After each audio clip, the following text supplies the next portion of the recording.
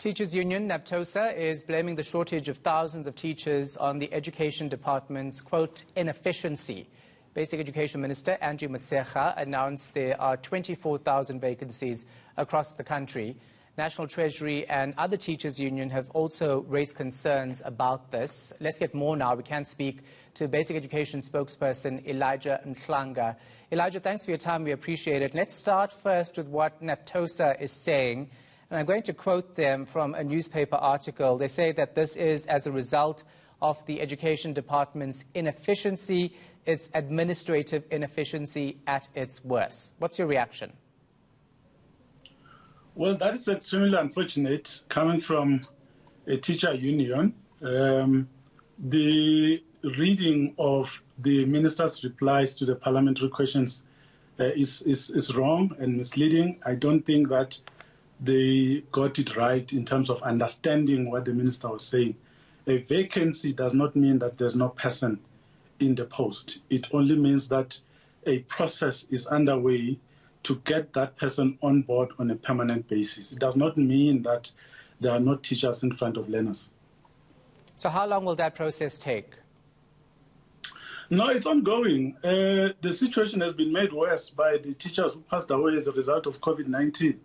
Remember, in her reply to Parliament, the minister said that the report, the information that she was giving was as of February this year, which means we were right in the middle of processing and dealing with the impact of COVID-19 regarding the teachers who passed away as a result. But before that, at any given time in the system, someone is retiring, someone is resigning, someone is passing away, which means there would be a job that becomes available. That is something that you don't do in a day. In the meantime, while the process is underway, you get someone on a contract basis to occupy that post, to do the job. Technically speaking, that vacancy is open, but it doesn't mean that there's no warm body there. So it's an HR terminology which Naptosa needs to understand, and it seems in this case they misread it completely. Yeah.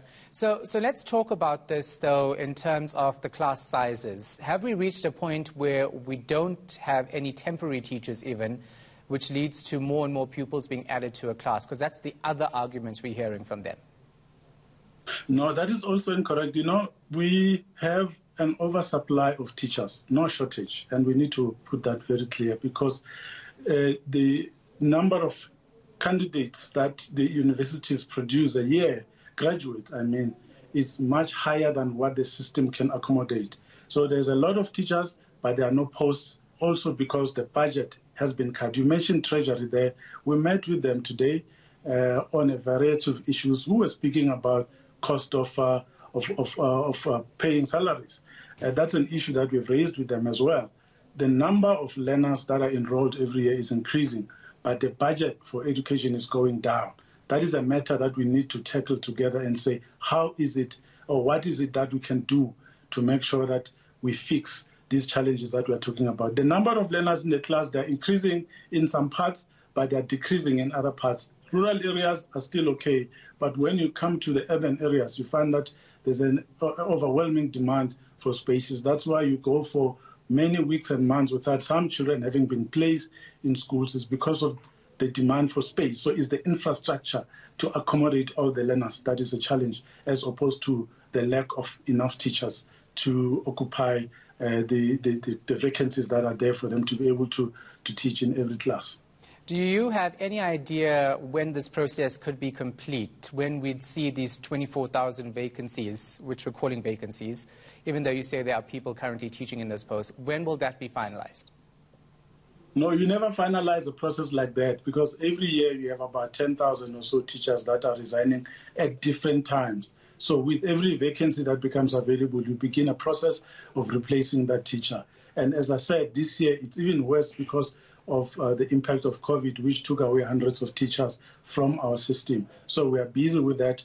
But in every province, they are seized with the matter of making sure that there is no class which does not have a teacher. There are no children who are left unattended. So that's an ongoing process. As you fill one post today, another opens tomorrow, you begin the process. So it's part of HR. That's why the Human Resources Department or unit needs to be there, and they need to be doing the work every day and forecasting to say how many teachers will we need this year and how many will we need next year compared to the number of those qualified unemployed graduates that are there waiting for their first working opportunity.